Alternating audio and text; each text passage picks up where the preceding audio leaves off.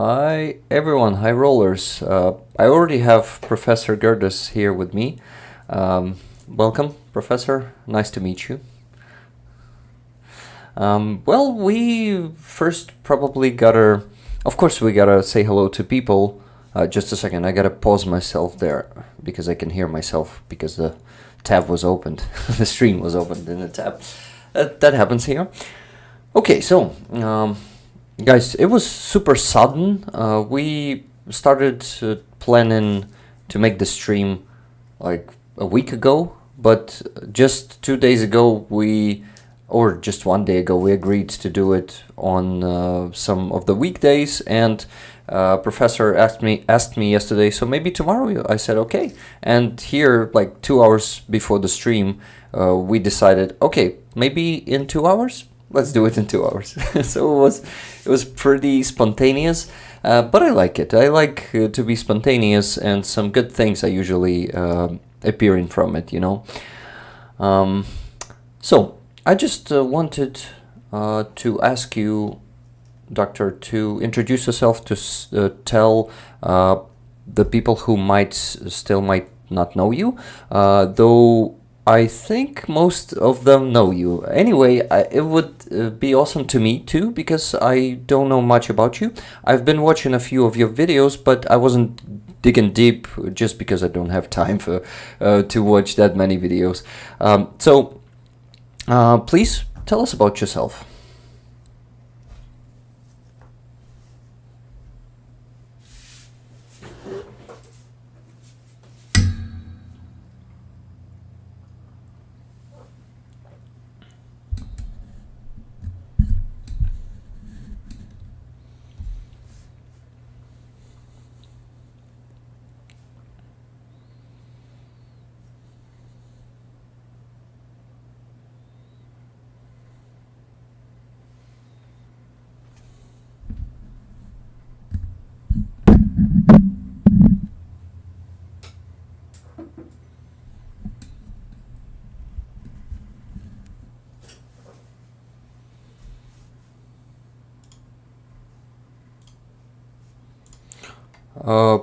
Just a second.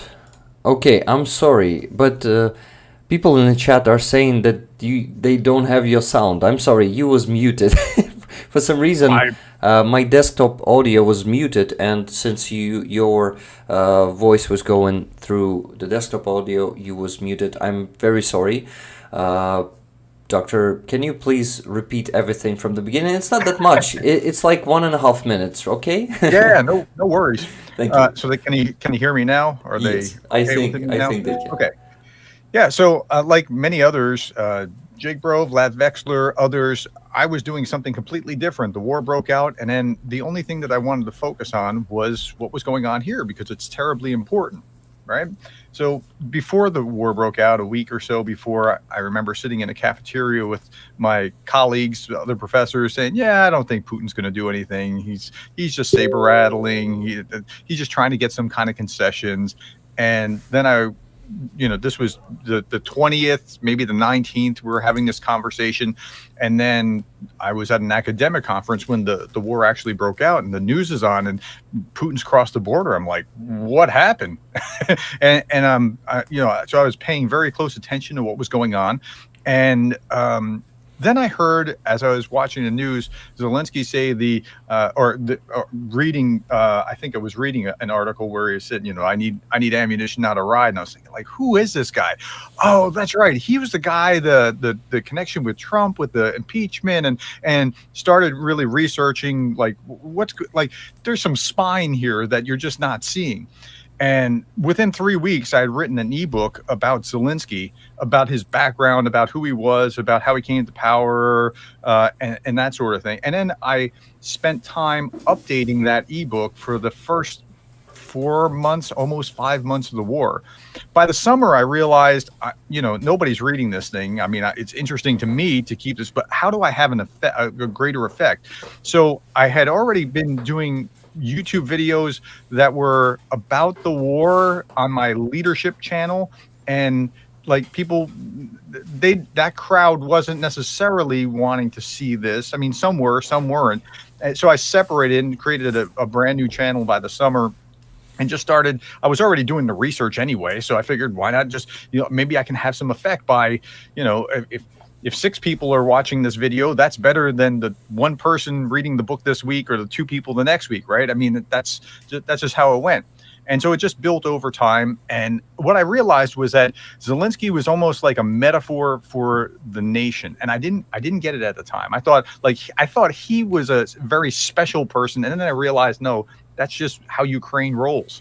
And, one of my viewers said, yeah, Russians are peasants, Ukrainians are Kazakhs. And I thought, oh, I got the pronunciation from you, by the way, the Z in it. And Kazaki. we're talking to Johnny Pierce about Christmas. Yeah, Ukrainians, and it made sense, right? Like the Maidan made sense. And where it doesn't make sense to Russians to throw off, or to not, there's just a different mentality. I didn't realize that until I was talking to Starsky, and when I got to interview him some time back, and he was just like, yeah, everything that we do, we'll just go back and improve it, and blow it up, we'll just do it again. And I was like, yeah, there is something culturally different about Ukrainians. So I've come to really appreciate Ukrainians in the process here. And it's not something that, as an American, I was paying attention to or understood, but I've learned a lot. You spend a few hours a day for 680 some odd days reading about things. You learn things over time. And but I spend most of my time trying to look at. So I started looking at, like, who are the big players, right? Like, what are leaders doing? Why are they doing it? Because I'm not a battle maps kind of guy. That's not what I spend my time on. I spend my time on mostly news and Russian propaganda, why are the Russians saying this? What are they hoping to accomplish with that? Because that's more within my strengths, right? That's within my wheelhouse. And so that's where I spend most of my time, although I've been diverted by other things, YouTube, taking Warthog off and things along those lines. I got involved in that because it was important that we don't get picked off one at a time. So that's me. That's my background. Could you do the same for viewers on my channel to explain who you are? Because I want to introduce, one of the reasons I really wanted to do this was because if they don't know you, they ought to know you. And I want to make sure that they get to see who you are. Okay, thank you very much for telling us your story, though I still have a lot of questions to you. I will tell mine. I'll try to be brief, but this is not my strong side. My strong side is to be deep and very, very long, like for 5 hours of streaming or something like that. But anyway, I'll try to do it in 5 minutes, let's say. So I was born in Makiivka, Donetsk region. It's a neighboring city of Donetsk. They together form a huge one. The size is bigger than Kyiv, and Kyiv is huge. So I grown up there. It was I was born in 1991. So I have seen only an independent Ukraine, and I was growing in Ukraine. I knew no Soviet Union, and I was lucky, I guess, because my parents and my grandparents, they weren't really nostalgic by the Soviet Union. Well, some of them were, but it changed.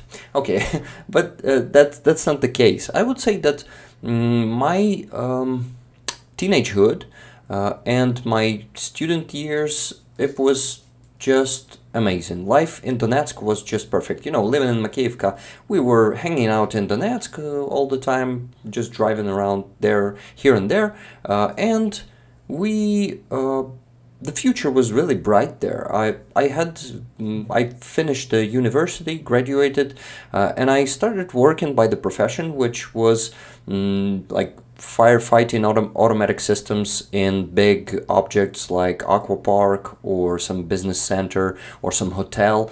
And we had many objects, and it was so damn interesting. Everything was so promising for the future. And then in 2014 Russia invaded and everything went to shit. Everything became just, it disappeared, became dead. There was no prospering Donetsk anymore. Donetsk was becoming a ghost of itself.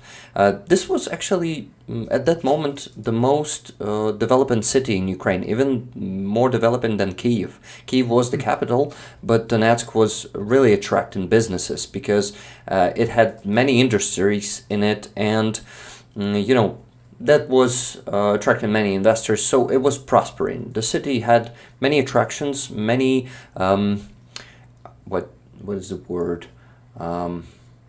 Shit. Yeah, that happens with me as I'm a Ukrainian and not a native speaker. Your English is better than my Ukrainian, I can tell you that. So can Well, my audience. I slaughter Ukrainian words and Russian words.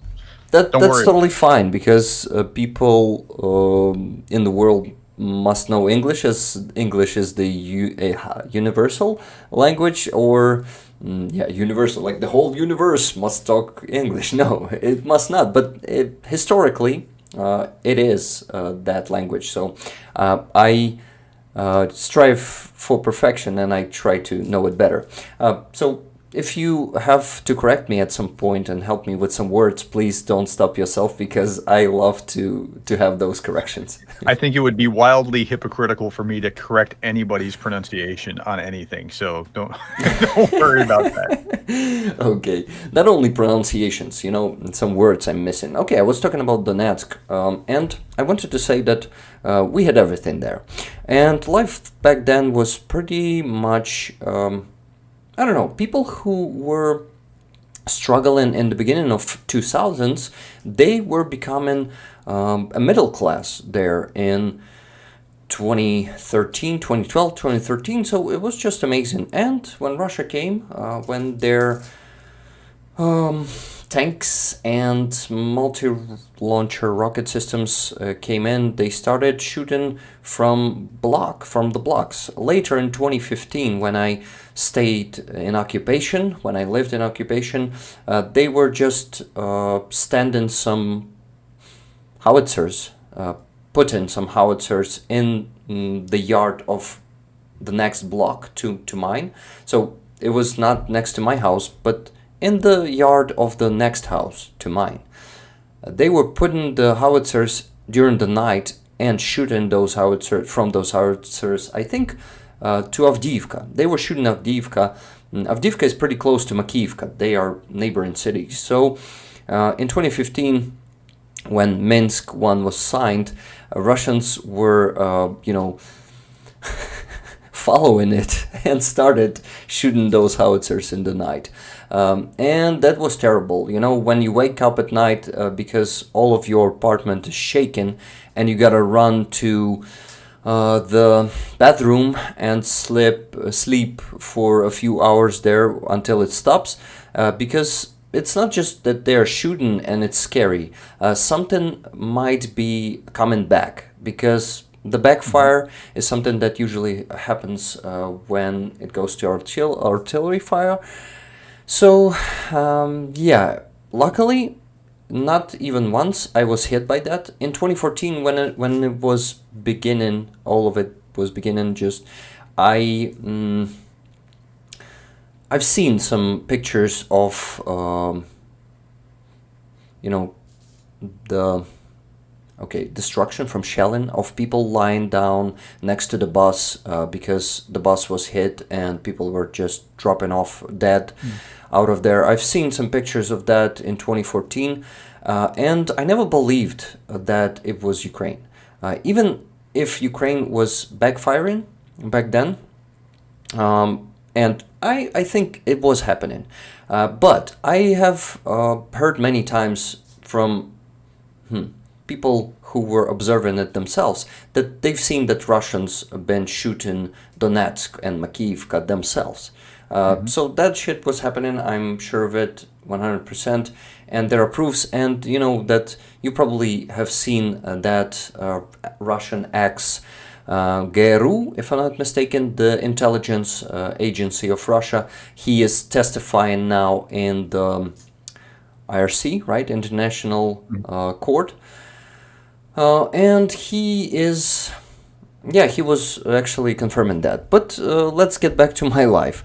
So first, in 2014, I was traveling out of Donetsk and Makiivka and lived in the western part of Ukraine for 3 months. I couldn't find work. It was pretty hard back then. We were living with some relatives. It was also hard because, you know, the domestic stuff can be even tougher than war sometimes.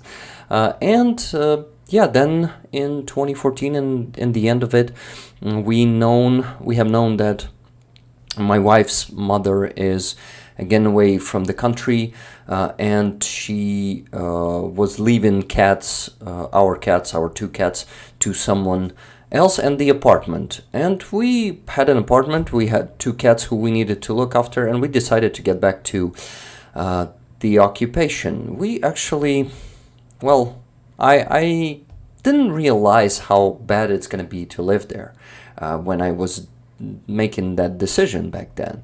But I was really... okay, we lost Professor just now. Just a second. He's joining back. You're back? I'm back. Awesome. I was really ungrown back then. Is there a word, ungrown? Not grown up? Not grown up, yeah. I was already 21, but I think I was still a kid. I stopped being a kid at my 26 or something. Probably even more than that. But anyway, I wanted the comfort zone. I had my parents there. They also stayed in occupation, though they hated that so-called DPR and Russians all the time, and they were pro-Ukrainian. And guys, there are still a lot of people who are pro-Ukrainian living there in Donetsk and Makiivka and on all occupied territories that were occupied since 2014. They are just not talking about that much because it's super dangerous for them. Mm-hmm. So, there was a comfort zone. We had an apartment there. I had the support of my parents. I didn't have a job for some time. This is why it was pretty important to me. And I couldn't find job in the free part of Ukraine, not occupied. So I went back. I get back to my old job, though it was also a ghost of a job because all the objects that we were maintaining, they simply closed. And, you know, like I think 70 to 80%, no, not 70, 60 to 80% of all businesses there, probably even 80, died. They simply stopped existing. Yeah, the place was like, I don't know, it was hit by some mass catastrophe, like some storm, you know, when everything's being shut down, closed and abandoned for a month or so after that.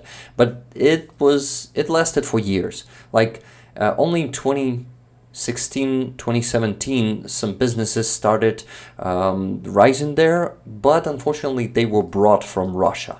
You know, all that, there were a lot of products that were of very low quality, and I was traveling to Ukraine every few months, like every 2 or 4 months, sometimes just to buy a good food, you know, buy yourself some good stuff for a month, then go back to Ukraine. And my father was actually traveling pretty often because he was a driver, and he was driving people from the occupied territory to the free part of Ukraine. Now he was actually, that time it was easy to cross borders. Some people didn't know that. Some Ukrainians right now don't know how it was back then in 2014. And I usually don't talk about that because I think people know that. But it was easy to cross the border. Well, easy physically, but mentally it was super hard because every time you got to cross that roadblock of DPR, they were getting through your things. They were sometimes undressing you, like not fully, but one time they made me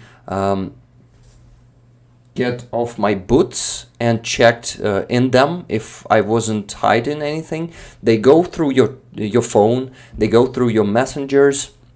So if you have any Ukrainian position, you had to delete everything. By position, I mean my views, you know, the world view. You had to delete everything. Any messages, any, you know, conversations in messengers, any photos of you being like with the Ukrainian flag or something like that. So you had to be totally neutral, you know. You had to be like 100% civilian who's not interested in war, who's the small people, you know, all that shit that Russians are trying to make everyone. We are the small people, we are outside of politics, as they say, every time you try to speak to them about their regime. they just avoid it. They just escape by saying, we are small people, we are not interested in politics. Yeah, these are the phrases you probably heard those many times. It's self-preservation to some degree as well, right? I mean, they that's a good way to not get in trouble. Did they check you on the way in or out or both? Both were checking. First, you had to. Sometimes there were 3 blog posts. Not sometimes, all the time. So first blog post, they weren't checking you that much. They were just maybe opening your trunk, right? Is the word? Yeah. They were getting through your bags. Then on the second one, they were checking it a bit more, but not that much. But the third one it's just from DPR side, so-called DPR. So they were then checking you, your documents, your things, your, what else they were checking? Well, yeah, your phone, everything. They were asking you questions, trying to find out your position or something like that every time. And after that, you came to the Ukrainian blog post, first of them. That was also the document check, the bags check.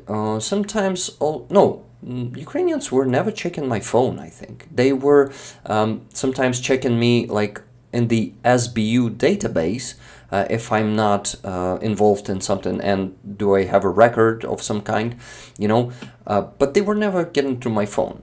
So in time, all the procedures from Ukrainian side almost vanished. So it was all from that DPR side, and that DPR side was, you know, just like the Russia itself, super corrupt, and they were always trying to get some of your things. If you were going back to occupied territory, and you were like bringing with you some food, some good food, some sweets, they would definitely say, "I want one of that." And you should have given that to them because they would cause you troubles if you don't. So that was always happening like that. Then after they started to make some things like bribes, sometimes they would cause you trouble and make you give them the bribe. Well, the Russian way, typical Russian way. And yeah, that's how life was for 4.5 years in occupation, and being inside of it was even worse. But maybe, I don't know, maybe I should take a pause, or maybe not. I don't know. I'm talking for too long. Stay with this, because this is really interesting. You're the first person I've ever talked to who is in the now occupied areas. When did it really tighten down? Really tighten down? Was it just after 2022? No, it was after COVID started. They really stopped letting anyone in through this line of conflict. I would call it that. The front line, yeah. And they totally closed border from the DPR side, not from the Ukrainian side. Ukrainian side was always willing to let anyone in, but those assholes closed it. And yeah, actually, then you could still get in there, but through Russia. You had to cross the Ukrainian-Russian border, go around, like from Kharkiv region, for example, then through Belgorod. You had to go around and came from Kursk or Rostov-on-Don region, something like that. And it took 24 hours to get there from Ukraine. Yeah, it was crazy. I never wanted to get back. I was lucky to escape in 2019. as I realized after living there for 4.5 years, I realized that there are no perspectives for me. There are no future, nothing. Like, if you don't want to support this ugly regime, then you're just not gonna get anywhere there. So was it a gradual decline, or was it immediate when, like you talked about the 80% of businesses that caught my attention closing down? Like, how do you survive on that? What like, you don't have money to buy or sell or trade? Did it become a welfare state largely? Well, yeah, something like that. But as I was saying in the beginning, 80% of all businesses died, and they were building up their own businesses, their own, like I would say, they were parody. Do you use this word? Parody of, like, it was Of a business, yeah, like yeah. this was a parody of a business, not the real business, not the real Ukrainian business, because in Ukraine we have such a quality services in here. You probably heard of that. Probably Greg told you that services in Ukraine are just above any European country level. And then you go to Soviet Union. It felt like you live in Soviet Union. So even though I was born in 1991, I have known after, in 2015 to 2019, I have known what it is to live in Soviet Union, because with every year, like mentally and ideologically, they were going into decay. They were like going back in time. Like in 2014, it was like 2014. Then in 2015, it was already year 1990. First it was faster, yeah, then it was like 1980s in 2016. Wow. Yeah, it is hard to explain, but I'll try to do it. So you have all your basic human rights restricted. You have no freedom of speech. Freedom of speech. Okay, you know what I mean. Freedom of speech was I totally. support your right to say it the way you want to say it. Yeah.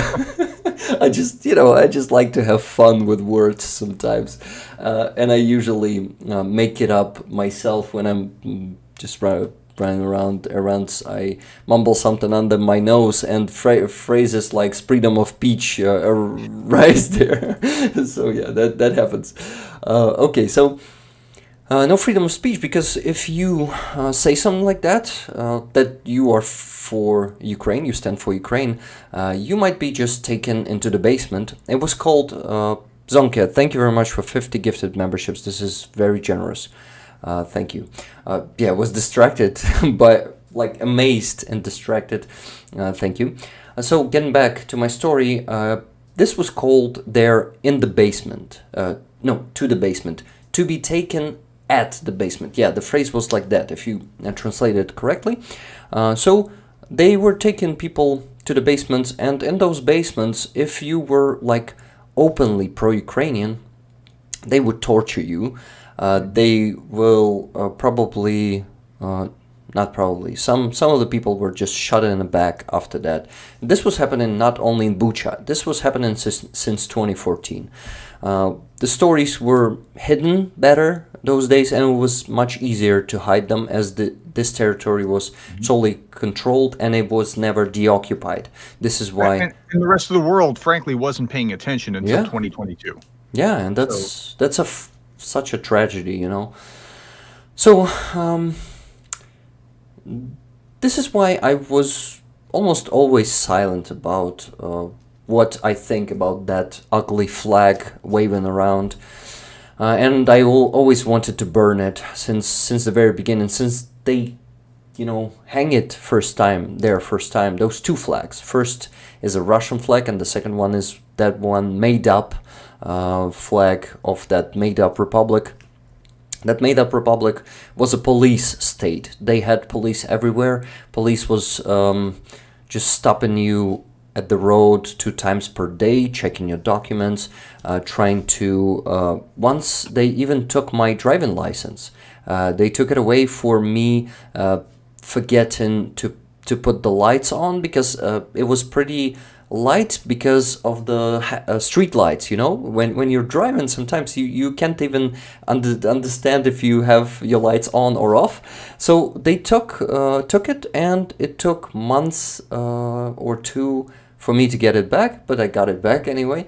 And what? And that police stopping on the road is just the best of it. Like, what they were doing, you could sit in the restaurant with your family, friends, it doesn't matter. They entered the restaurant, people in masks, like some special forces of police or something. They are entering, they stop the music, turn on the lights, and say that everyone should show their documents. This was happening, well, I would say, I wasn't visiting restaurants many times, but like a couple of times a year I was getting into those checkups. They were checking documents, they were asking questions. They could stop, that place from continuing. They could maybe get out in just 20 minutes, and we'll continue. But the mood was already not that good after that. But anyway, next thing is the constant curfew.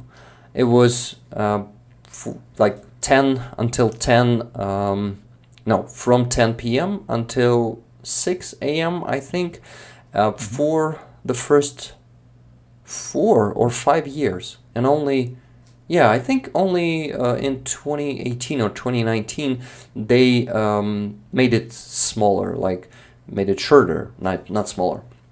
They made it from 11 p.m. Until 5. And yes, everything was closing really early. For Ukraine, it was super unusual. Like we could spend all night somewhere in the club or restaurant here, or we could order food at night. This was totally normal. And then you have everything restricted. You have sometimes your bus getting back home at 7 p.m. And if you didn't have enough time to get into that bus, you should call the taxi. So this was... everything went to restriction, Then agitation. Those banners, when they just remade the Soviet banners, the ones like, "Did you join the Red Army?" Yeah, so they were everywhere. Or like, our hero, Saint Zakharchenko. You remember that thug who was one of the first heads of DPR, Zakharchenko, his name was. He was killed by his own in cafe, and there was some bomb there planted under his table. And another one was killed in an elevator. His name was Motorola. But I wanted to say that they were, making heroes out of them, and it was so ugly. And everywhere you travel, you had to watch those banners. You had to put the flag in front of your store or shop or coffee place or anything or restaurant. You needed to put the flag of that, of course. So it strikes me that they're trying to project power, and while they're trying to project power, if you look at it properly, they're actually demonstrating weakness. If you're in a free society, you recognize that. Like, why would you force me to do these things? Or like your curfew, you're checking the thing. It's intimidation. But what are you afraid of if you don't do these things? Like, why are you? And so my observation has been that Russia has been re-Sovietizing, not in a Marxist ideological way, but in an authoritarian way. And what you're describing here, and I've not heard this description before about the next so-called People's Republic. What you're describing is what's also happening in Russia right now, as they're clamping down. People going to jail for holding up a blank sign, at a protest. Like, look, I have a blank sign. You're going to jail for that. What did I say? Well, you're denigrating the military.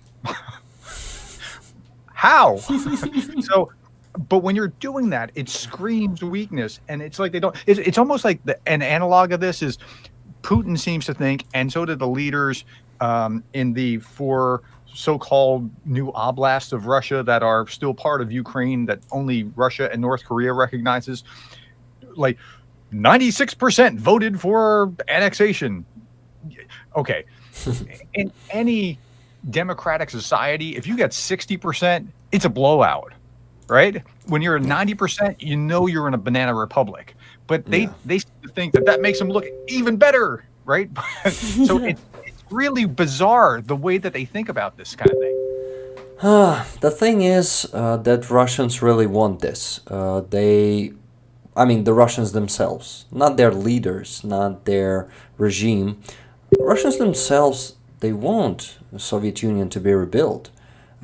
They want this. This is why it's okay for them. Of course, those of them who don't agree with that, they are just keeping their mouth shut mostly because they are gonna get to jail just for the blank sheet.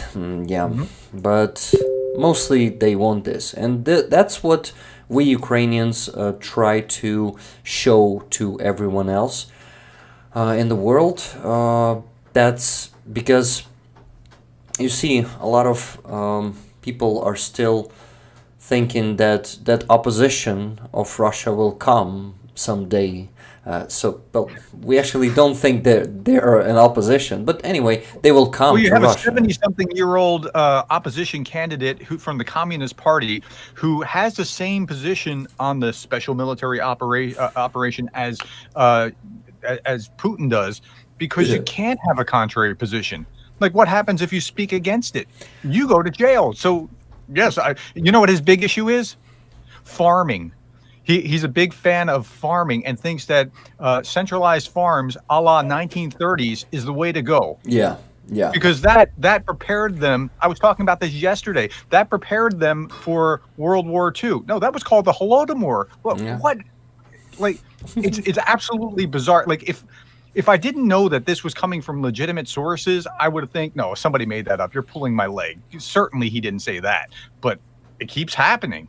So anyway, I'm sorry. I didn't mean to interrupt. Keep going. No. You actually made a good point here, but and made me think of a correction that I must say. So the correction is not the opposition inside Russia. There's no opposition inside Russia. Of course, those it looks bizarre when those communists who totally support Putin. And have you seen the latest compilation of Russian politicians on these so-called elections, saying what they really think when they are being asked, "Are you hoping to win?" And they are laughing. They start laughing. Then they start no. I don't want to die. Yeah, that one. What are you, an idiot? I don't want to die. Yeah, all that stuff. I was talking about so-called opposition outside of Russia. Okay, gotcha. So they, when we know it and we see it, we Ukrainians, that when they come to Russia, they will just restore Russian Empire. They will try to seem democratic for some time, just like Putin did, but they will go after the will of the people, and the will of the people is to rebuild Soviet Union, is to keep that empire intact, keep that empire,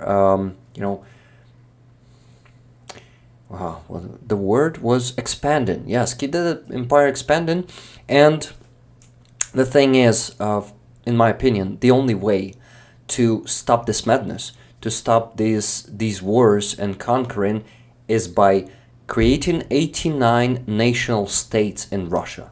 As many as they have those,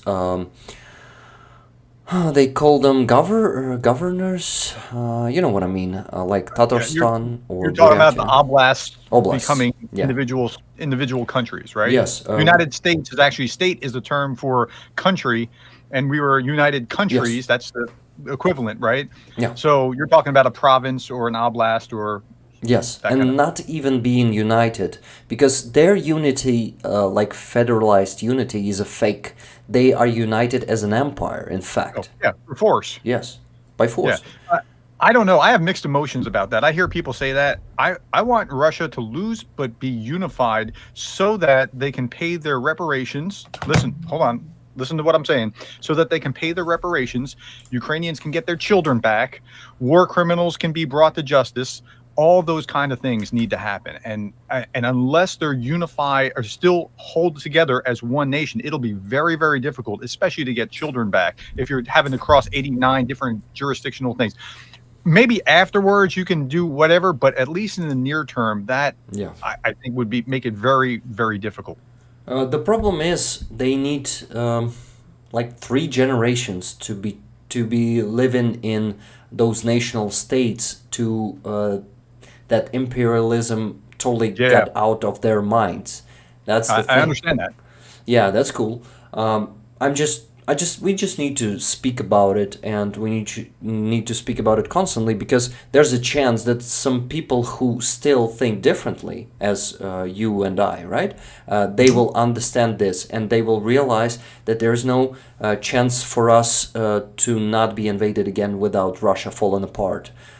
So, here's the scenario: a unified Russia collapses economically, or is beaten, or whatever, has to go through the reparation process to rebuild everything that they destroyed in Ukraine. Has to give their children back to Ukraine. Has to, like, all the things that need to be put right, and then you allow them to have the free elections. Saying, you remember the argument with Donetsk and Luhansk and whatever was, we want everyone to have free elections to decide for themselves.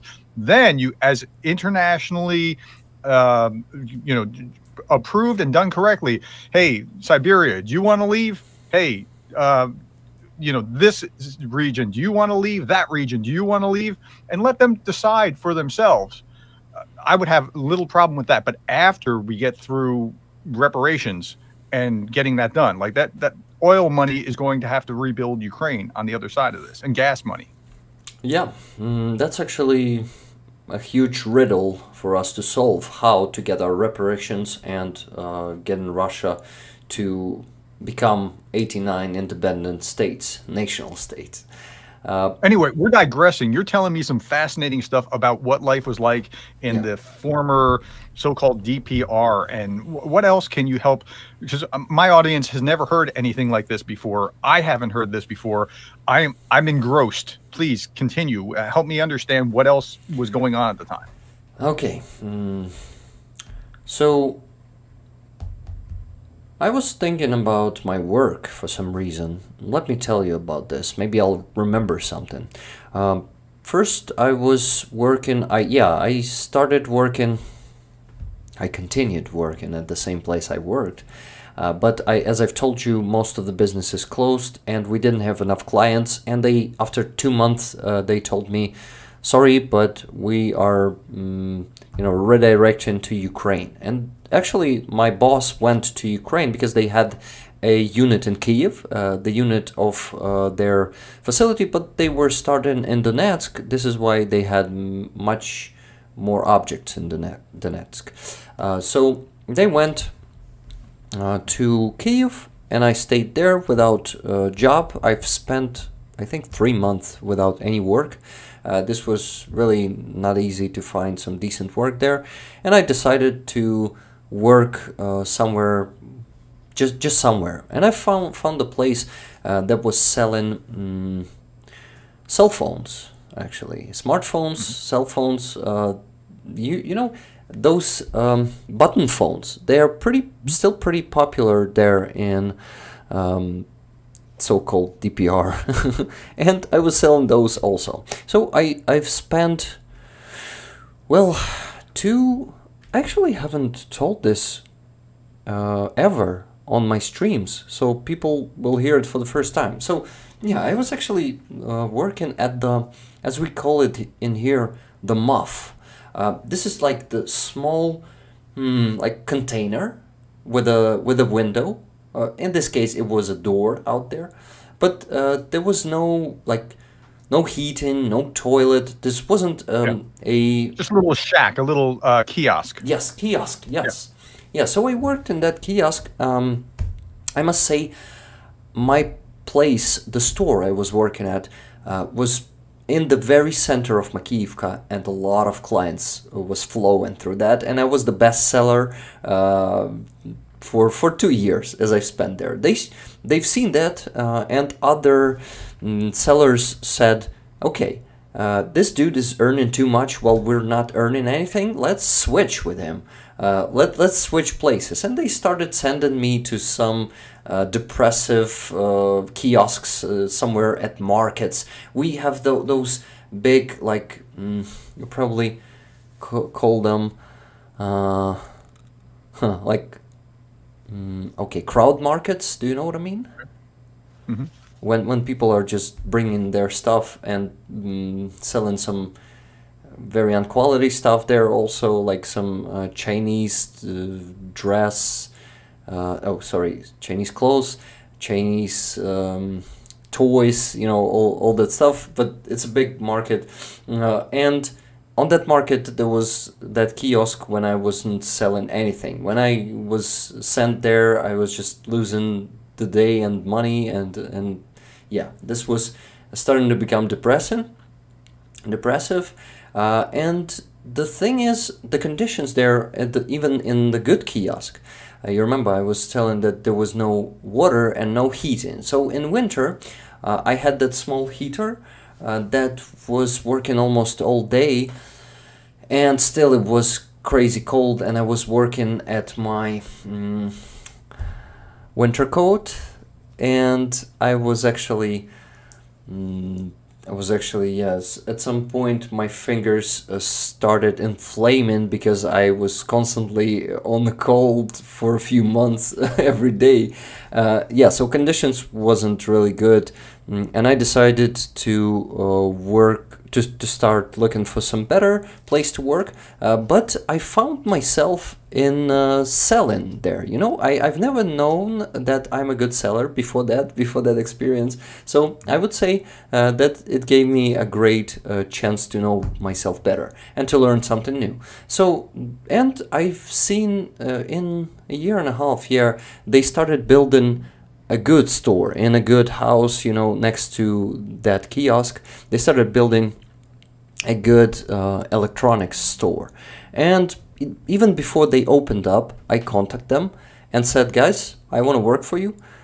They've interviewed me, and in a few months. First they said, we'll think about it. And then in a few months, when they just opened, they called me and said, you're going to work for us. So then in that store, conditions were much better.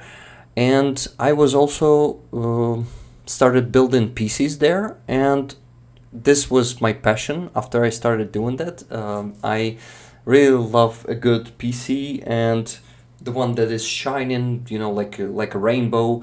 I've built myself also one of those, and I was actually taking pleasure from that job, also selling some good electronics sometimes. But I must say that most of the people there, and due to the low incomes, they cannot afford a good electronics. That's one thing. That's actually the memory that I was looking for. The thing is, there are a lot of people under the, how do you call this? Okay, you gotta help me with this. There's a line of income which you can be under. We call it the poverty line in the U.S. Line, yes. So a lot of people under poverty line, and a lot of people were just coming to the store and asking to sell them the cheapest thing. So that's what I can say was constantly I was observing there, that people have no money and they want to buy the cheapest thing. Situation was getting better in time as more businesses started coming in to that depressive region.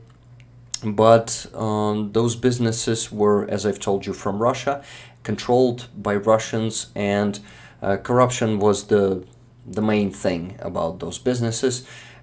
Though I didn't witness a lot of that myself, but I've heard of some. So people mostly, so my observation was that the level of incomes of people there in on the occupied territories was very low, and just numbers of them were able to buy something really good quality or something expensive. So how did other people survive if 80% of the businesses closed and people are losing their jobs? How did they scratch by? I mean, what did they have to do to? Did you see a mass exodus, or were people just trying to create some black market something, or what were they doing? Well, first of all, I think approximately 1.5 to 2 million people left only to Ukraine. The other 500,000, or maybe even close to 1 million people, went to Russia. Also, those who chose Russia and were probably already brainwashed by Russian propaganda at some level, they went to Russia. So a lot of people just left because they had no work, no means for existence. They went to seek for the better life. Those who stayed, a big part of them chose to join the military, as it was like stability, you know. I heard many stories. I had many clients who were coming to that store who simply went to the army. Sometimes not even because they wanted to fight for the Russian world, just because this was a stability in payment. You know? Yeah. Yeah, so I was thinking, as the businesses close, what you're left with are like teachers and police and military and things like that. So it's almost a sick of genius kind of move to do what they did in order to force people into that kind of situation. Yeah, you're right. I've never thought about that. Nice observation. Well, some businesses stayed anyway. Some small businesses like those kiosks or any other like food businesses, people were trying to find ways, and many entrepreneurs were actually finding those ways. Someone started like pouring in products from Ukraine through the front line by contraband. This was, is it a contraband word? Mm-hmm. Yeah. So they were just, bringing stuff illegally, just paying on those blog posts, and those soldiers from both sides, they were just closing eyes on that. But they understood it too, not just earning money, but they understood that those entrepreneurs need to somehow survive, you know. A lot of them started bringing products from Russia, which was much easier, but the prices were higher. And the problem also was with prices. Everything was twice more expensive. Like food products were twice more expensive. And I see your smile. You think that this... Yeah. So I'm just thinking about the man-made economic catastrophe that did not have to happen, let alone the political catastrophe, but like the economic level of it. I just finished reading a book last week called Nothing to Envy. It was about North Korea and just how destroyed North Korea was. Like when Kim Jong-il passed and his son, the fat kid, took over, like it was in such terrible shape that like they just didn't pay people for months on end. And so people are now trying to scratch by. The good communists that are always been like, I've always been a communist, and now they're like, okay, I've got to sell things in order to survive. And the people that survived were either got real entrepreneurial and were violating the communist tenets in order to do it, or they were just thugs who were just bad people who were willing to do bad things in order to survive. The good people who were just trying to get by would starve to death. And this was in the 1990s. Like it's hard to imagine. But so again, I'm hearing economic catastrophe in Donbas as a consequence of Russia's invasion. Yeah. But I wanted to say that when I was commenting on your smile there, this is also the way for Russia to earn more, because everything was twice more expensive, and it was sometimes ridiculous, and of course it was, it was not very pleasant. What I wanted also to add, I forgot already, but I saw a comment, a good one, just a second. What started as Rick going to interview Gerdes become him interviewing Rick, lol. Leathercat was saying. But actually, I thank you for this because I don't have much chances lately to share my story, to like remember some new facts that I still haven't told to the viewers, to my community, and to also to you community, to your community. I'm sorry, in this case, Hmm. and that's a great chance for me to share my experience because I think a lot of people, not around the world, but even in Ukraine, don't know this. And I'm talking about this with my new friends who were never there in 2014 or who were even soldiers fighting, but they've never seen it from the inside, you know? I'm Hmm. telling this to them and they are really surprised. Like, what, really? And they even sometimes are surprised by the fact that you could easily travel. Like, I was Hmm. usually going to Ukraine, as I've told you, to buy some products, but also to Verdansk. I was always going there. It's my favorite town in Ukraine. I have the favorite city, which I think is Donetsk and Kyiv, two of them, and I have Verdansk, my favorite town. As it's just amazing. I don't know. It's fantastic. I've spent probably every summer, but not the whole summer, but like 2 weeks of it, or just a week for 12 years or something. So when it was occupied in 2022, this was another, like, all the occupation was the tragedy to me, but it was a separate little own tragedy to me, you know. I even went to have a wedding in Berdyansk. It was amazing, fantastic town. I recommend you guys, when it's going to be deoccupied, please go there. I think some houses will still be intact. I really hope so, but maybe in a few years, when it's going to be rebuilt and becoming a resort again. Yeah, it's really hard to think about those times because these days war seems, I mean, victory seems so far away, considering how supported by Iran and North Korea Russia is these days, and how support from our partners is melting away or something. It's really really worrying me for the last few I would months. say it's slow, but not melting. Just give it time. The process needs to work itself out. But I'm not. I'm still very optimistic that they'll work some like in the U.S. scenario that they'll work something out. Okay, Back I really hope back so. back to your experience in Donetsk. This is really interesting. So, political support, pro-Russian political support in that kind of region.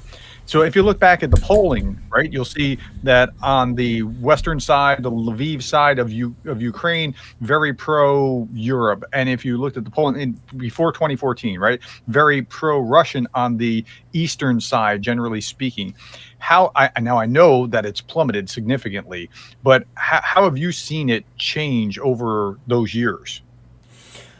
So you mean like among Like for people? pro-Russian political candidates or pro-Russian sentiment, that sort of thing. How has it shifted over time? Like, uh, I know a million plus fled one way and a million fled the other way, but the mentality of people. Tell me about that.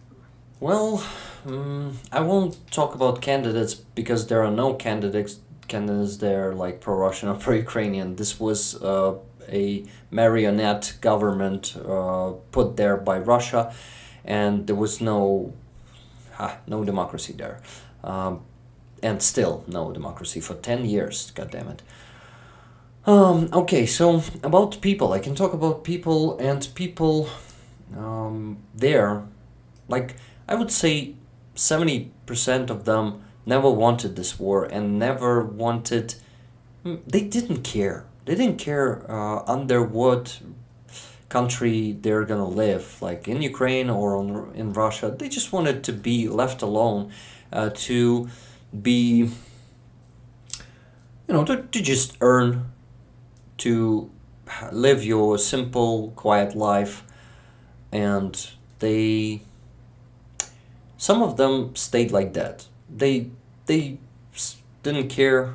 And even those who sometimes went to their army, as I've told you, they were just trying to find some incomes for their families. And ideology is something that was followed, I think, by 10 to 15% of people there, and still is. They just try to show it as the will of people, of all of the people there. That's a very smart move that worked pretty well in 2014 and led them full significant part of the world. Like some people decided to become part of Russia, just like in Crimea, there was no will of the people. It's always those damn 10%, and they just isolate everything. They just show the picture. Russians show the picture that they want everyone to see, and they are really good at this. They put billions of dollars in their propaganda, and when you don't have money for that, you won't have a chance against their propaganda machine. Right. And Ukraine didn't have any money, and Ukraine actually had a lot of pro-Russian politicians, and I would say a very unprincipled president back then. He settled with Putin. I really I wouldn't say I hate him for that. I wouldn't say because I can for some extent, or at some extent, I can understand why he did what he did, because standing against Russia like we stand today, back then it was probably not possible. We didn't have such army. Back then it was in a very bad shape, but he gave up some territories of ours, some cities and towns anyway, and I'll never forgive him for that. But probably... We're talking about Poroshenko, right? Yeah, Poroshenko. Yeah. So, but he seems to have been, in this war effort, picking up his piece of whatever he could do. Like, he seems to have been trying to be helpful to Ukraine since then.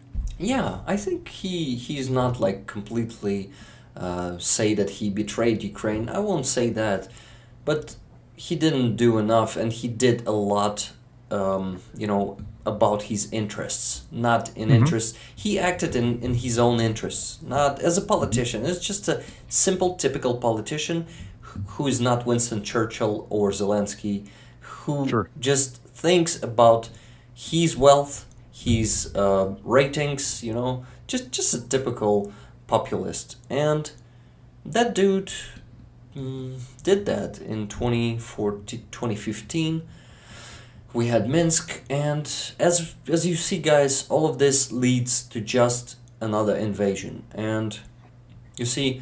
So tell me about the persecution of all those Russian speakers. Okay, yeah. This is a complete nonsense and the myth. We have people, and always had, who could speak Ukrainian. They could even say it without please speak Ukrainian. They would say, why do you speak Russian? Here in Kyiv, this couldn't happen actually, because a lot of people in Kyiv have spoken Russian and still doing that. I hear a lot of Russian language around, but many people after 2022 switched to Ukrainian. But back then, maximum that you could have, the oppression, that you could be asked, not in a gentle manner, but you could be asked to speak Ukrainian, and they couldn't do anything to you. And I think this is totally fair, considering that we're living in Ukraine, not in Russia, and we have our Ukrainian language as our official language. So why the hell should I not ask someone to speak Ukrainian? This was actually pretty hard to understand for me, because I was learning Ukrainian from the first grade, like from when I was 7 years old, and this was my language. I was raised as a Ukrainian. I uh, learned Ukrainian history, and Russia was. I was so lucky not to, be. I don't know, because I see some of my siblings were raised really pro-Russian. Even in school, like there were some teachers, the Vatniks. You know who Vatniks are, right? Yeah. So there were some teachers, real Vatniks, who shaped the minds of those young people, and they really did some really good uh, job for Russia back then. But I had a, like, we call it классный керівник, the teacher who is guiding your class, like the teacher Mhm. precisely for your class. You have other teachers, but this one is like your main teacher who you can go to with any problems. So that teacher was actually from Khmelnytsky Oblast. You know that Greg Terry lives in Khmelnytsky base. Yeah, he's based there. So she was from there. She was telling us about the traditions of Western regions. She was giving us them. I only now realized that I owe her much, and not only to her, because there were many teachers like her back then who showed us the Ukrainian way, who showed us the truth, who told us about Holodomor, who told Hmm. us about. And the thing is, it was in the Ukrainian school program. It was there, but just for some reason, some students totally ignored it. And there were my siblings who were Vatniks. They were raised Vatniks. I don't know how that happened. Maybe, Hmm. as I suggested, some teachers just who were Vatniks raised them Vatniks, and they were probably not giving them the knowledge about the Ukrainian history, the real one. I'm biased, but teachers are pretty important. Yeah. Tell me about the how split families are, like you were just describing. Like, is it split generationally after this point of time? You started to see more and more of this, or split just geographically, or how does that work? You mean in 2014? 2014 on. Uh-huh. So, in 2014, my family was divided. My grandma, my aunt, my cousin left the occupied territory. But not right away. No, they stayed too. Some of them. Okay, so it happened with many families. It happened that some stayed, some went to work to Ukraine. Actually, in my bubble, there weren't any people who went to Russia because they were mostly pro-Ukrainian, so most of them went to Ukraine. Mhm. So it was like that, and a lot of people, like even husbands and wives. I know a couple, they are the friends of my parents.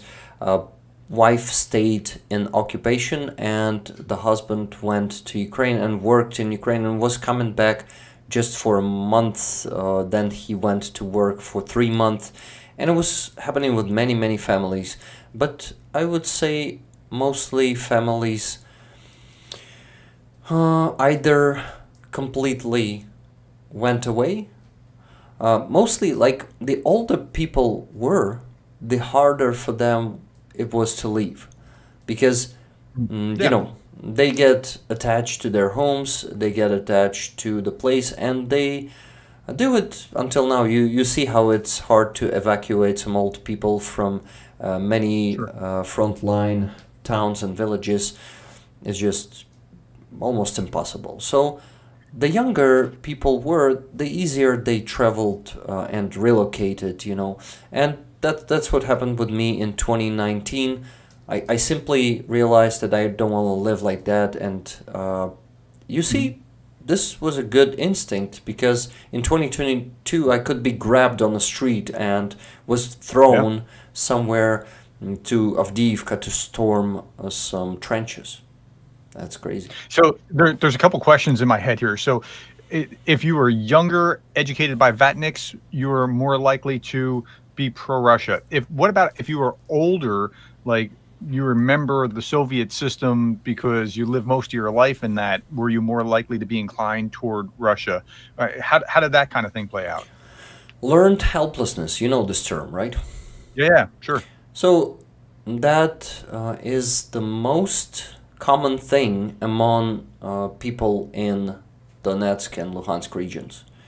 Uh, this is the most common thing about people in Soviet Union who were raised, who lived in Soviet Union. Soviet Union, tried to take any initiative from people.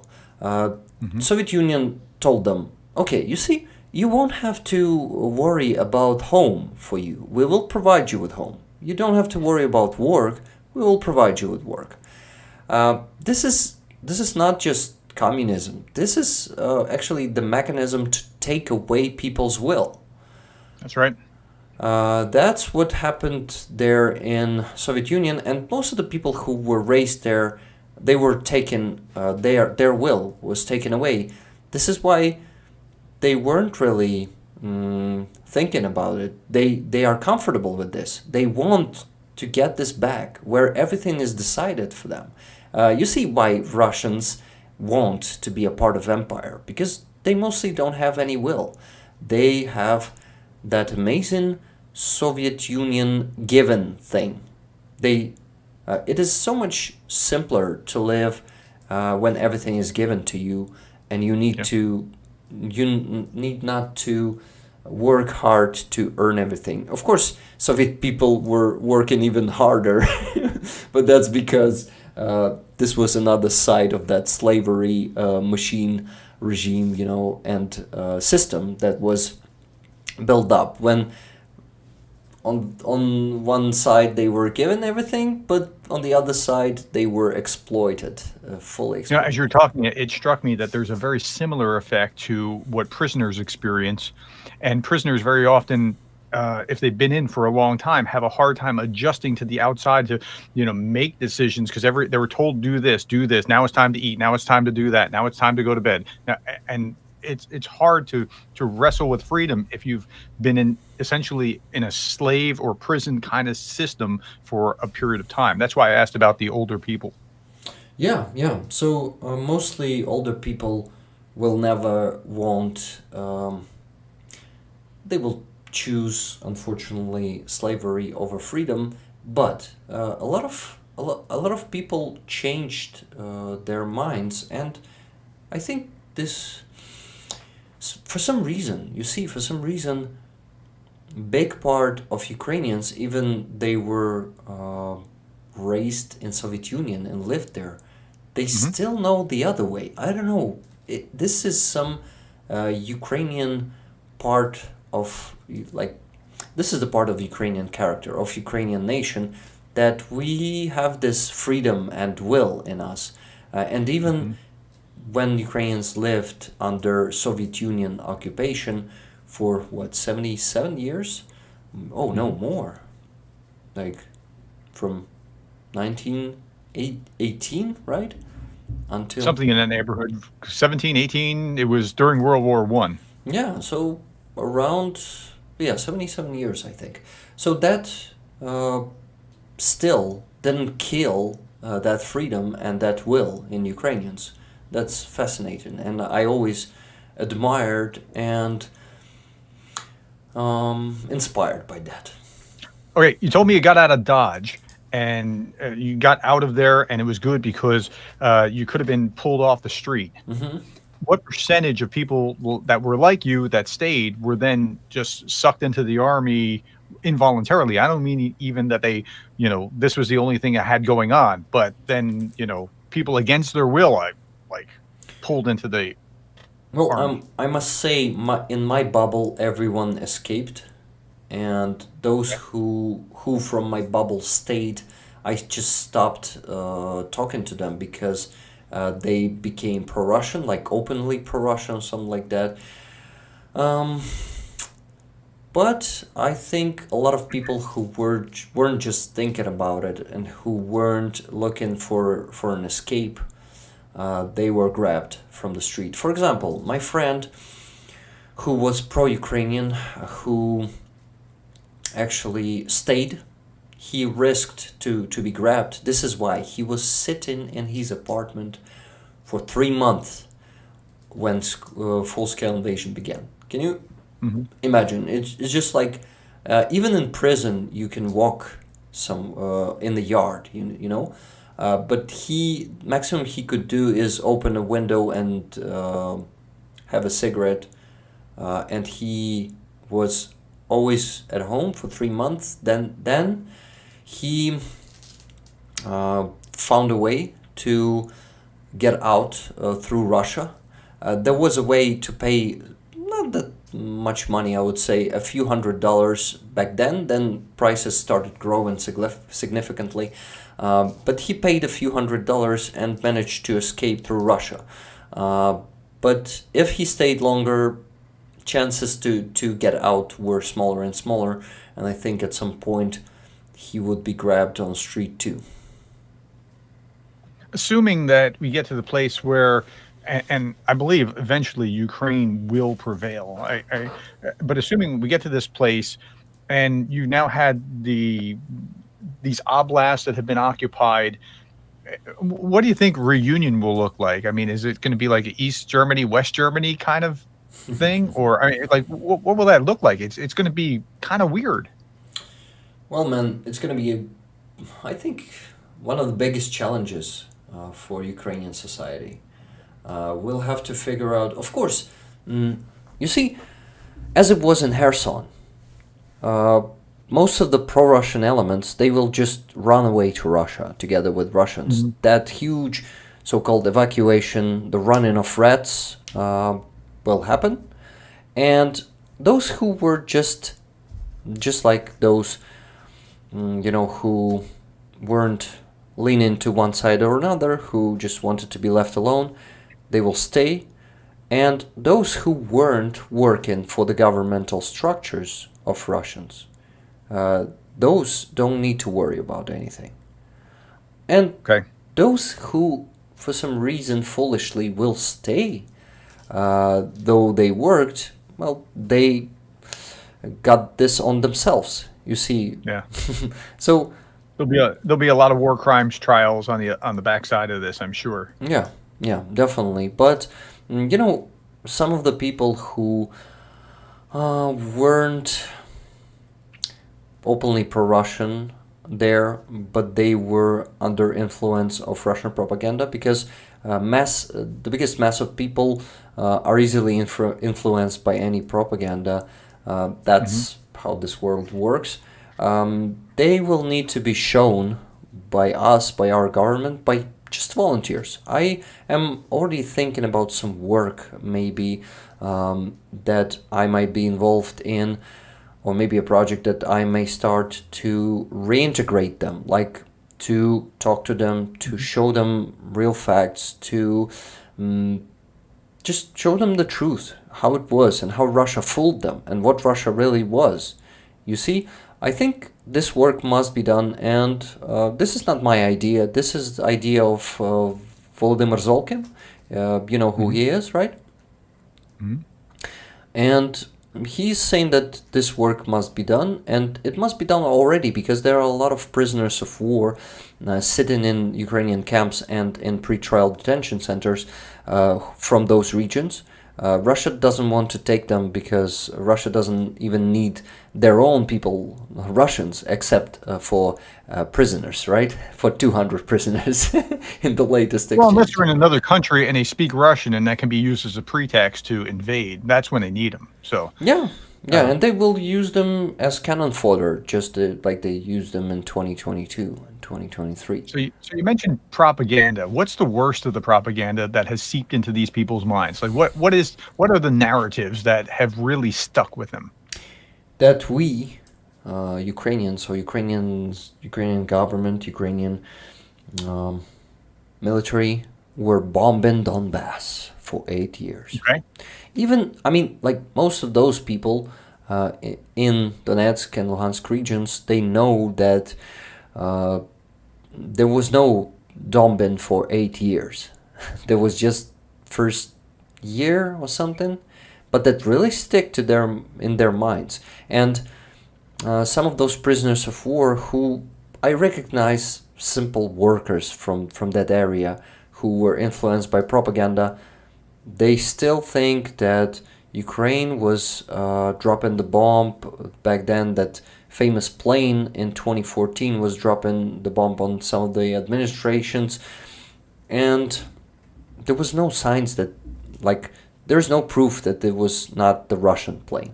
But Russian propaganda convinced them in this, and what propaganda convinces people in is really, really hard to get out of their heads. Yeah. So this is one of the worst narratives. Well, it's not just it's a group of narratives, right? So is Russia doing false flags in order to create more of this kind of narrative? Constantly. They were doing these stages. They stage so many things, and they keep doing this. You see, in 2022 and 2023, they actually bombed Donetsk many times, just to show that we keep doing that. Just to draw more attention to that, because they need to convince their own people too, and people there. Mm-hmm. They need to kill people in Donetsk and Luhansk regions to convince them that Ukraine, just to make them angry, to convince them that Ukraine keeps doing that, to sustain their propaganda. Okay, so that the Ukrainian government is killing the people in Donetsk. What about the language issue? That seems like that one really seems to get it's a burr under the saddle of the Russians for some reason I can't quite understand. It seems to be really high on their list of they're oppressing Russian speakers. Is that one of the bigger ones, or is that lower down the totem pole? That one is actually, for them, like, they cannot explain where they cannot prove that narrative that Russian speakers being oppressed. There are interviews of Zolkin with collaborators. This shows you so much about what you're talking about right now, about that Russian propaganda, about those narratives, how they work, how they stuck in them. I would love to translate all of them, and I think with them it's just like 70 interviews. I think it's doable under my lifetime, so I will do that. But with prisoners of war, it's already like 700 interviews, so probably, who knows? Wow. Maybe I'll translate all of them someday. But we could probably crowdsource that. I'm sure there are people that would love to help that speak Russian and English. And by the way, I appreciate what you do, because you're talking to an English audience. When there's the amount of information that we have in the English world is very small. I mean, there's only a couple dozen YouTubers that are really carrying the torch here. You don't see hardly anything in the news. And so it's critical that someone like you can translate and help us understand what's going on. Thank you, Doctor. I want to talk about this also. I was saying to you that people need to know that Russians want this, really, like, deeply. Somewhere in their heads, almost every Russian wants Soviet Union to be restored. I believe that it is something about 80% of Russians, maybe even more. I wouldn't say more, but 80% definitely, in my opinion. So those Russians talk. They, even when they try to fool someone and try to fool the interviewer, they still you can still see it. You can read under the between the lines, right? You can see what they're leaning to and all of that. How they're scared, and how they actually have nostalgia for Soviet Union and all that stuff. So this is why I think it is really important for people around the world to listen to those occupiers, to listen also to collaborators, because this information is very, very valuable.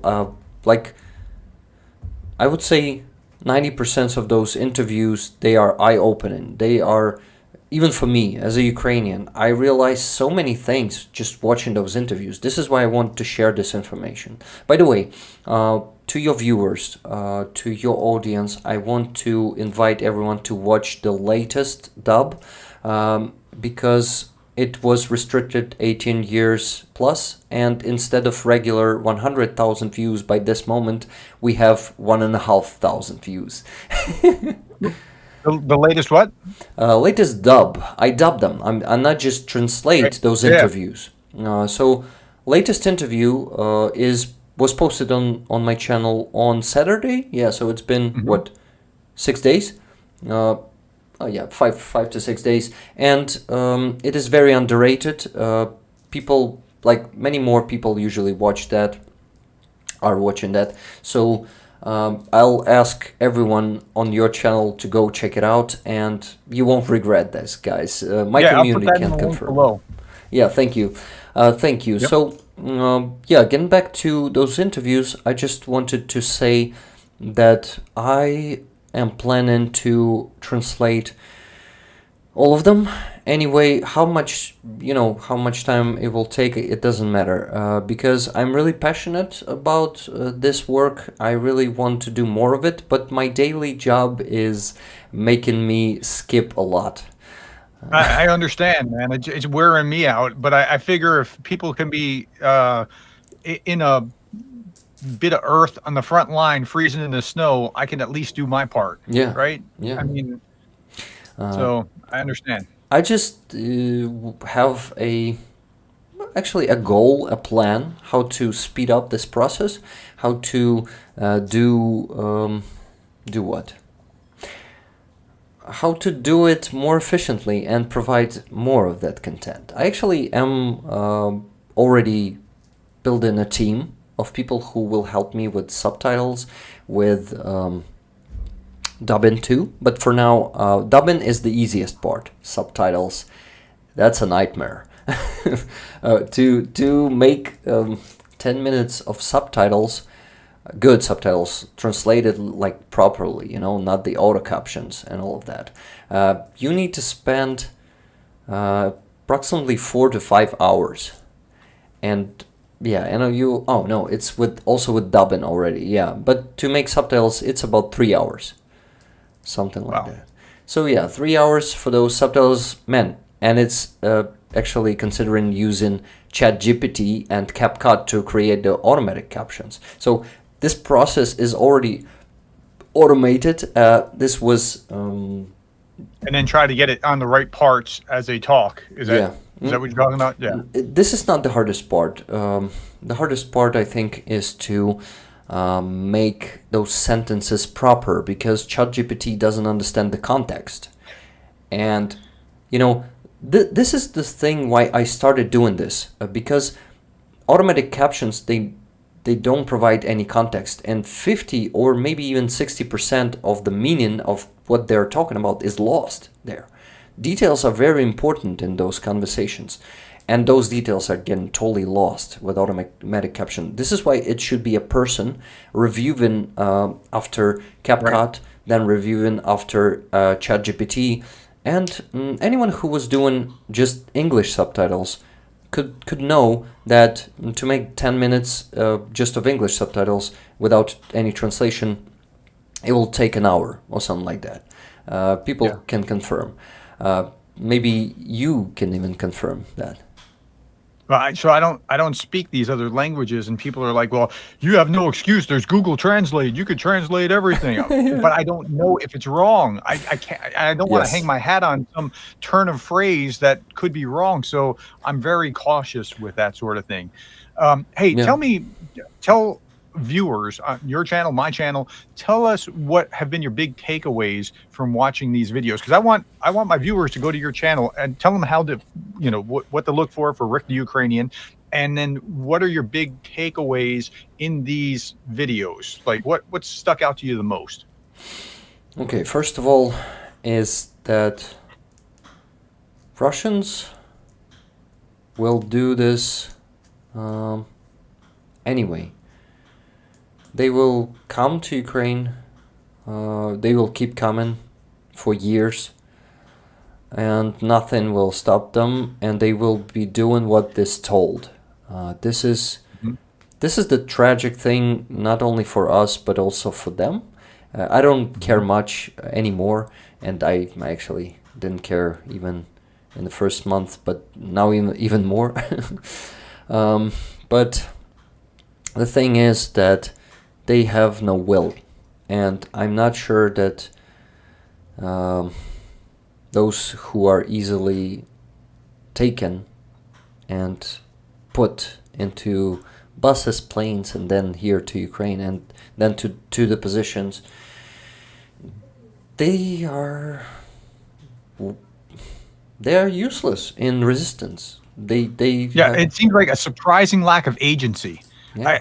I just don't. I mean, how can you just think? Well, they told me I had to do like. There's, it's like something is lacking somehow. I don't know how to describe it, but Yeah, this is. I would tell you so many things if I get prepared. You know, if I write something down. Oh, actually, I had it somewhere. Maybe I closed that document and forgot it. But I think I might find some points that I was. Yeah, actually. First, I found it. First, captivity doesn't teach them anything. Man, getting into captivity doesn't mean that propaganda will be vanishing. That if they see how their government, how their army is treating them, if they didn't meet any Nazis, they won't. They will keep believing that there are still somewhere there are Nazis. They just didn't meet them. They keep believing this shit. They keep believing the all the narratives, and even when you give them facts, that propaganda is sitting in their heads, it keeps working to keep them believing. You know, they keep believing all that shit. So this is a very important observation, that unfortunately getting into captivity doesn't mean that when they come back to Russia, they will start telling truths to everyone. They will start right. claiming that there are no Nazis here. And before I go to the next point, maybe you have something to comment about this one. Yeah, no, I was just thinking that the Nazi narrative, how high was that in the propaganda scale? So you were, I mean, we were talking about other issues that were high important propaganda things. Like, is that on the top, or what? Like, where is that in their order of understanding? That's the base. Like, they Okay. base all of their beliefs, all of their convictions. Is it the word? Hmm. Yeah, on this, what they heard on the television. Another good take, I would say, is that television for them is the ultimate truth, and there is no reason to not believe the television, because Yeah, right. even There's after, no opposition to tell you otherwise, yeah, right? and even So if there is opposition, they still will choose between those two. They will choose their television, because I think this is also, it also comes from Soviet Union, when they were convinced. Yeah, when there was just one television, and one, there was a an iron curtain, yes, that didn't let any other information to pour in. right. So they just got used to that. Okay, next point is bad education, mostly ignorance, is encouraged in Russia. Yeah, Hmm. I think you know that too, right? That resonates with me. Yeah, a lot of them tell those stories how it is hard to get a job or education, and how they were forced to go to some low-paid job or to become criminals. And such a crazy stories you hear from those interviews. I gotta bring more to all of you guys, because some, especially some criminal slang that's being used there, is making those interviews extremely hard to properly translate and to give you the Mhm. understanding of what they're talking about and how crazy those stories are. So another point is Putin is a saint he's never the one to blame. They cannot even assume that all their savageness is their official politics. What do you think about this? I've detected that there's this reverence for Putin, and it seems like the reverence there is because they want to reclaim a former glory or self-esteem as a country that they have lost since the fall of the Soviet Union, if I can use those kind of terms to describe it. Yeah, yeah. And that seems like he's been the guy trying to restore that, and so they really do have an affinity for Putin in many regards. Yeah, and you know, it's like with Tsars. He is their Tsar, and I can't call him a president because he rules them as just an infinite ruler, and he actually calls himself the predecessor of those Tsars. Can predecessor could be used here? Predecessor comes before, but I know what you meant. He's the guy that follows his, yeah. Okay, yeah, the follower. Or like, same. I said it in Ukrainian. Okay, I'm starting to get tired. Okay, so just the last thing I want to say about it, if it is it is just unimaginable for them to think that Putin is to blame. Most of them will lean towards, no, he just being lied to. All those politicians, and you know, he's he is their superiors and they are his subordinates. Yes, it's his subordinates who just constantly lie to him and who are bad, but Tsar Batyushka is just the best, and he is perfect and saint, and he cannot be judged. So part of that makes sense to me. I've been to Lithuania, Romania, Bulgaria, even Belarus, believe it or not. And what I observed is if somebody feels like their leader is attacked, they feel like they're attacked. And I think that's part of the Soviet hangover. Mm-hmm. Yeah. Does that make sense? Yeah. So I think that's part of what's going on in that dynamic.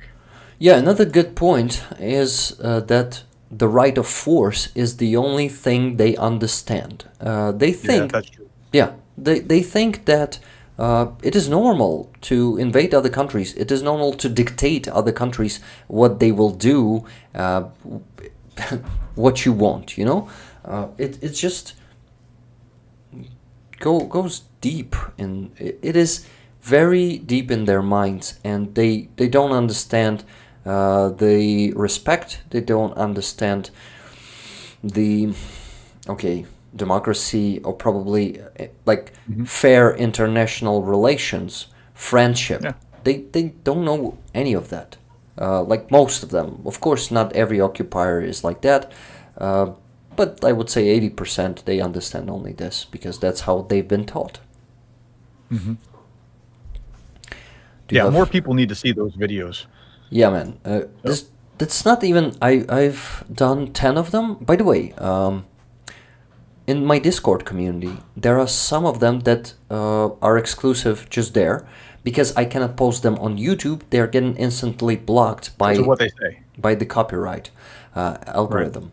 Right. Because Zolkin actually restricted the ability to repost his videos from March 3rd of 2023.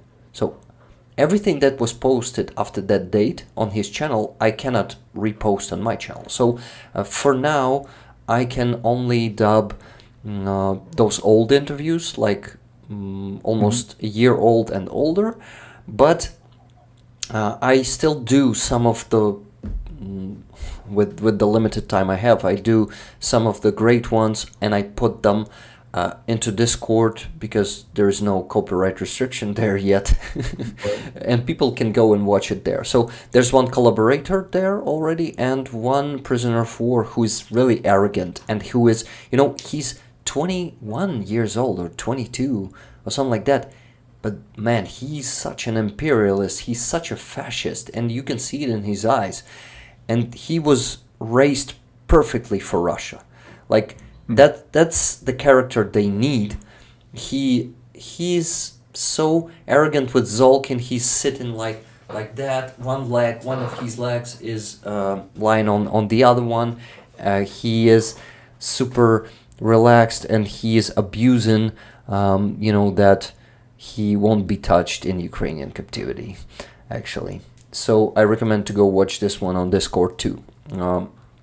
So I was saying that this is just a 10th interview.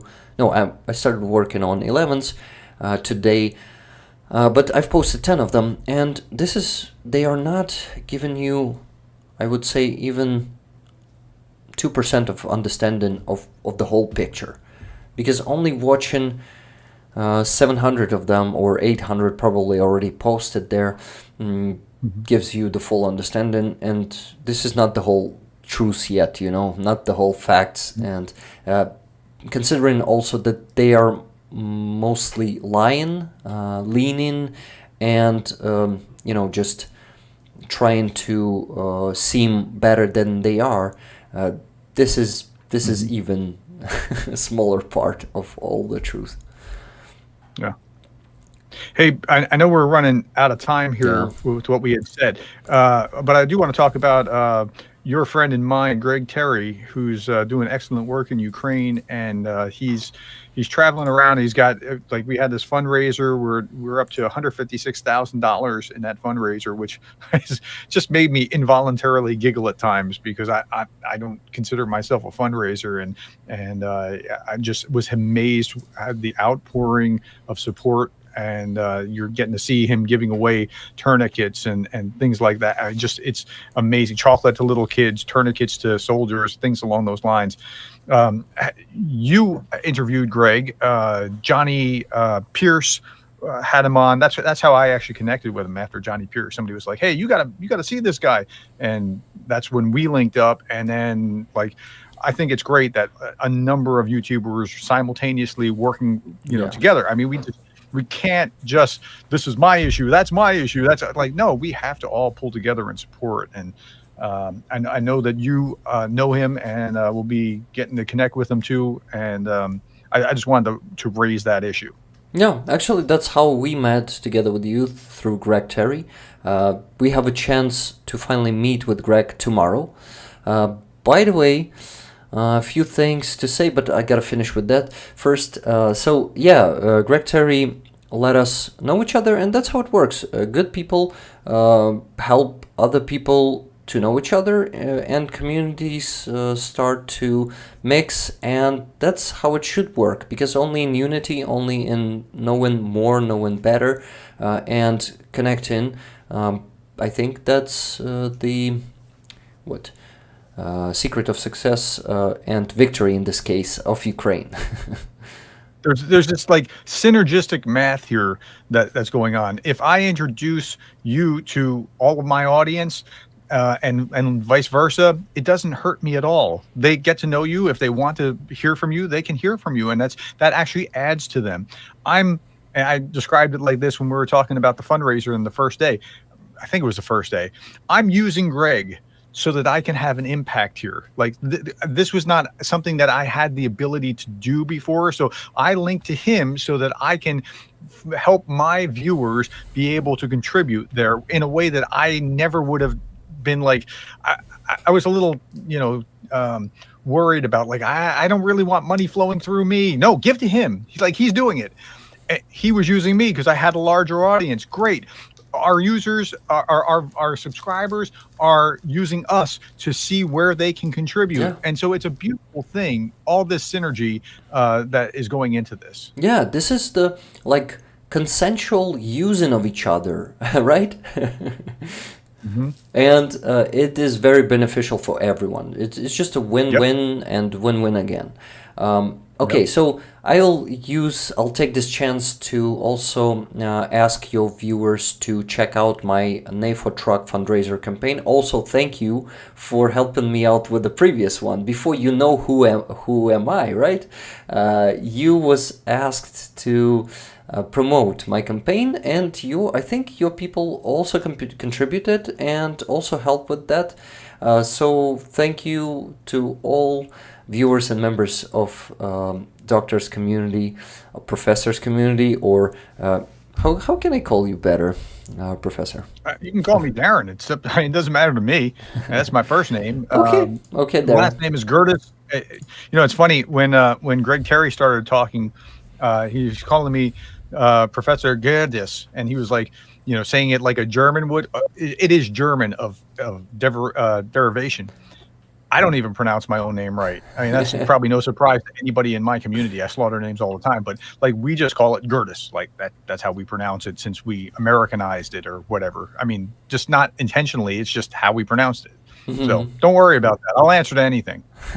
We also have Andrew Mercado there in the chat, calling this force multiplication or force That's multiplying. exactly right. He's spot on. Exactly. Yes, and he's been a great contributor to that. He was meeting me with many other Ukrainian, pro-Ukrainian YouTubers. So thank you, Andrew. And by the way, guys, we want to have a stream together with Andrew soon. So yeah, look out for that. He has done great work raising funds and going to Ukraine and all those things. Yeah. I've been jealous of him for the contribution that he's been able to make. And until I linked up with Greg, I haven't been able to really do that because that's just not my skill set. I know myself, and this is the lane I'm in.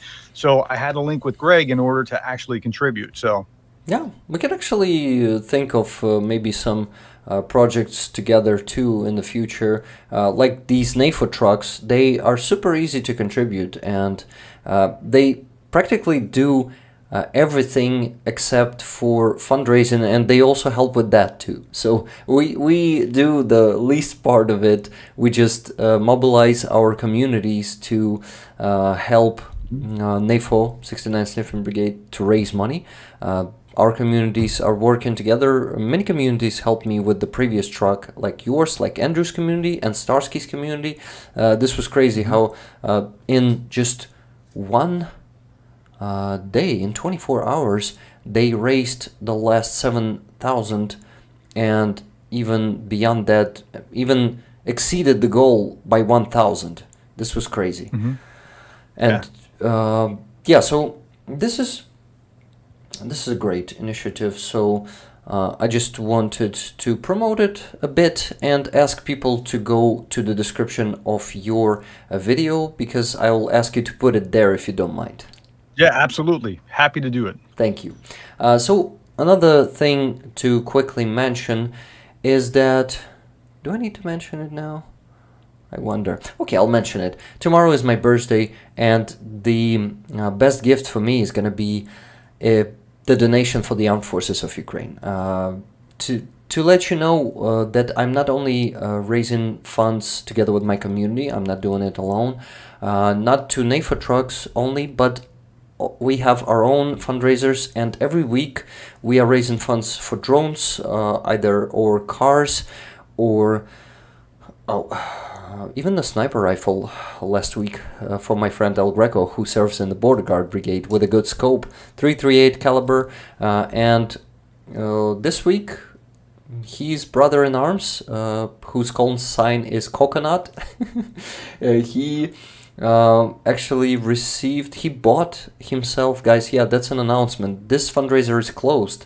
Yesterday El Greco called me and said that Coconut already ordered a scope a bit cheaper than was the goal, so we don't even need to finish the fundraiser and raise 192,000 hryvnias. 143,000 that were raised is already enough. So yeah, that's crazy. This community has been very generous, and it is growing, and people, I see that, a lot of people around the world, and here in Ukraine especially, they talk about support is being lower than usual, than earlier, or support, like it's harder to raise money, harder to close fundraisers. I see the opposite. I see how people are mobilizing around it, just like your and Greg's project. You raised a tremendous amount of money. I know the spoiler. I know that you will be given it a bit later, but the sum that was like even 5 or 7 days ago was already crazy. And well done, guys. You're doing a great job. Thank you for that. I think that speaks to the frustration that people feel. They want to be able to give. They want to be able to contribute. They're seeing the government's not being able to get along, and the desperate need is still there. And so this is an outlet that they feel is safe in order for them to have a part in it. And I think that's what's behind the scenes, like the mechanisms that's causing even more contributions right now. Yeah, yeah, people see the impact they are doing and it only motivates them. And I think actually, yeah, that's why I am pretty transparent on my streams, and I usually mention every donation, donate money right during the stream, showing it on the screen, and all the progress bars that we have in Monobank here, they are updated and they're on the screen too. So it motivates people too. They see that it is trustworthy. They see that everything is getting there, that soldiers are receiving that equipment, and they are making videos and photos thanking them. Nothing can be better when you see that your contribution is actually helps saving someone's life there. I think it's very important. Last thing I wanted to mention before I finish this fundraising talk. So I was saying that I have a dream to to build a team, and I'm already doing this for this project for dubs, for translation of those interviews, and for me to do that, I need to start working as a full-time YouTuber. For that, I need to quit my job, but for that, I need to earn from YouTube. So one way to do it is way to help me with that is to subscribe to my Buy Me a Coffee for just $3 monthly, and I actually will start a challenge soon with that. But when I have a sum needed for a month to survive for, I will just quit my job and start working only on this.